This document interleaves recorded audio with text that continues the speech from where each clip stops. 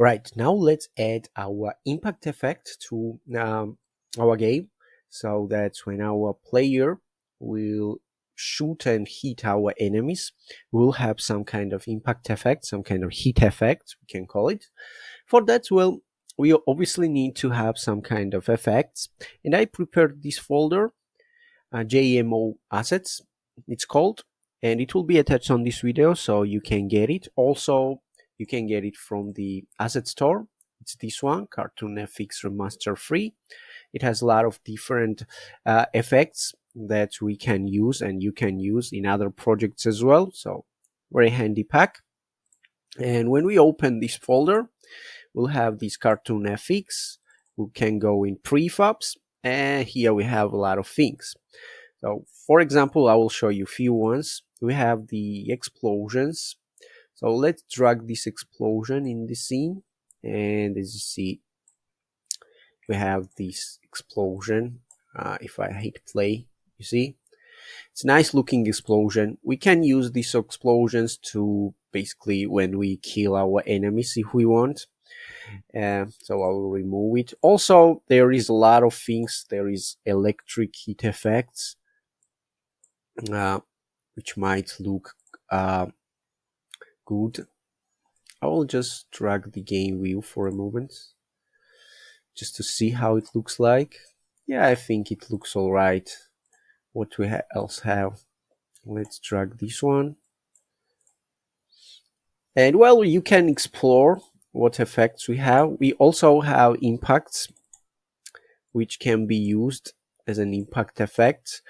But I think I will use another one. I will use the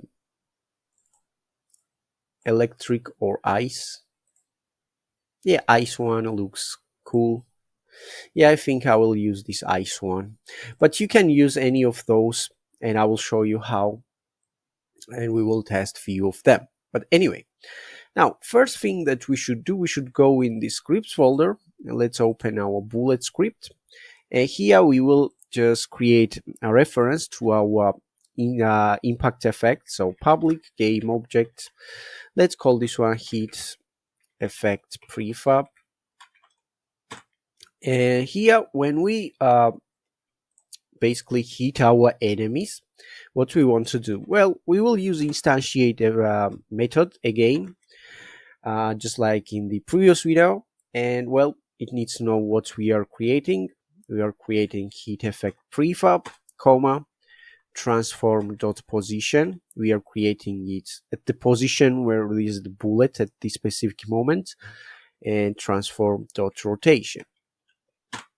That's pretty much it. We can save this script, and we can go back, let it compile,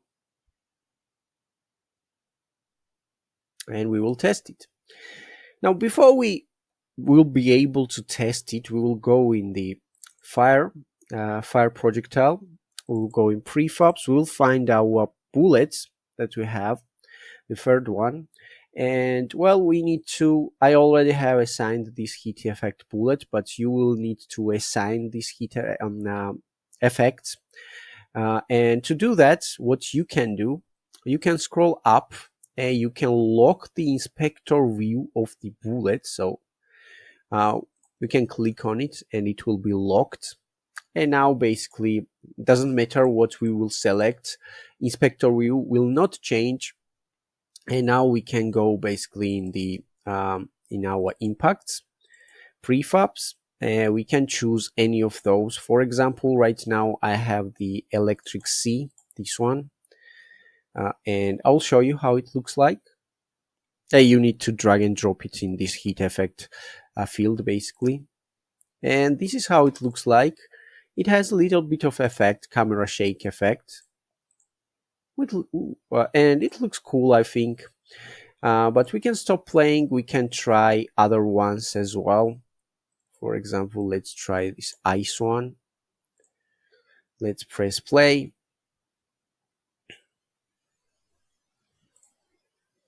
And yeah, it also looks cool. It doesn't have camera shake or some vibration effects, but it looks cool. And well, you get the point. You can try any of those. You can also try explosions. Let's see how explosion looks like.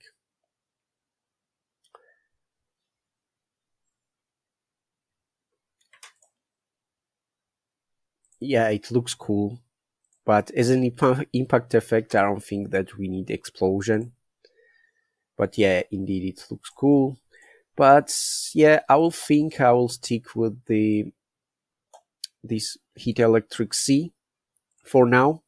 I might change it later, but yeah, it's up to you and your taste. Just drag and drop which impact effect you want, and that's pretty much it.